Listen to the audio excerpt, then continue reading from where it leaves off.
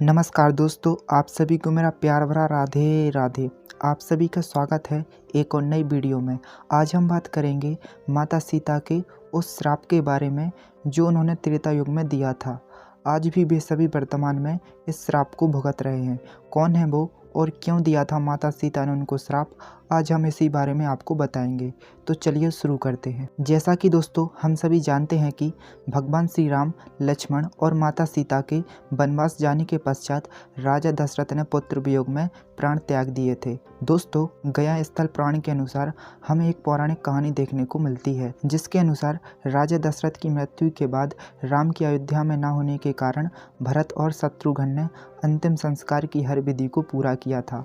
लेकिन राजा दशरथ की आत्मा तो श्री राम में बसी थी, इसलिए अंतिम संस्कार के बाद उनकी चिता की बची हुई राख उड़ती हुई गया में नदी के पास पहुंची। उस दौरान राम और लक्ष्मण स्नान कर रहे थे, जबकि सीता नदी किनारे बैठकर रेत को हाथों में लिए विचारों में मग्न थीं। इतने में देवी सीता ने देखा कि राजा दशरथ की छवि रेत में दिखाई दे रही है। उन्हें ये समझते हुए देर न लगी कि राजा दशरथ की आत्मा राख के माध्यम से उनसे कुछ कहना चाहती है। राजा दशरथ ने सीता से अपने पास समय कम होने की बात कहते हुए अपने पिंडदान करने की विनती की। सीता ने पीछे मुड़कर देखा तो दोनों भाई जल में ध्यान मग्न थे। सीता ने समय व्यर्थ न करते हुए राजा दशरथ की इच्छा पूरी करने के लिए उस फाल्गु नदी के तट पर पिंडदान करने का फैसला किया और उन्होंने ये पूरी बात भगवान श्री राम और लक्ष्मण को बताई।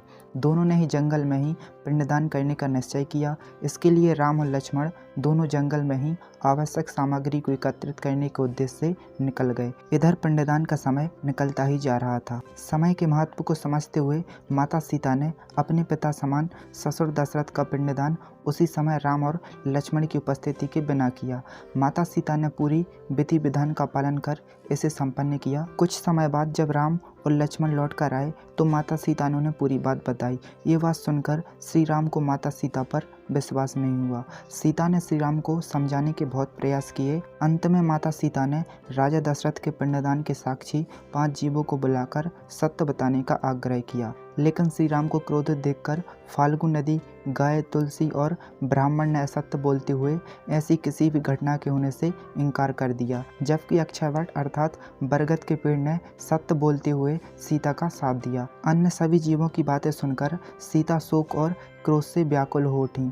उन्होंने चारों जीवों को श्राप दे दिया, जबकि अक्षयवट को वरदान देते हुए कहा, तुम हमेशा पूजनीय रहोगे और जो लोग भी पिंडदान करने के लिए गया स्थल आएंगे वो अक्षयवट के पास भी जरूर पूजन करेंगे, तभी उनकी पूजा सफल होगी। असत्य बोलने वाले जीवों में सीता ने गाय को श्राप दिया कि हर घर में पूजा होने के बाद भी गाय को हमेशा लोगों का झूठन खाना पड़ेगा। वहीं फाल्गुन नदी के पानी को सूख जाने का श्राप दिया। इस नदी में आज भी ज़्यादा पानी हमें देखने को नहीं मिलता।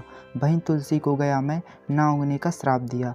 आखिरी में ब्राह्मण को श्राप देते हुए देवी सीता ने कहा कि तुम कभी भी संतुष्ट नहीं हो पाओगे, वस्तुओं को पाने की लालसा आप में हमेशा रहेगी। इसलिए दोस्तों आज भी हम देखते हैं कि पंडित को अगर कितना भी दे दिया जाए उसे भाई हमेशा कम ही रहता है। तो दोस्तों ये थी माता सीता के श्राप की कहानी, जिसे ये सभी आज भी भुगत रहे हैं।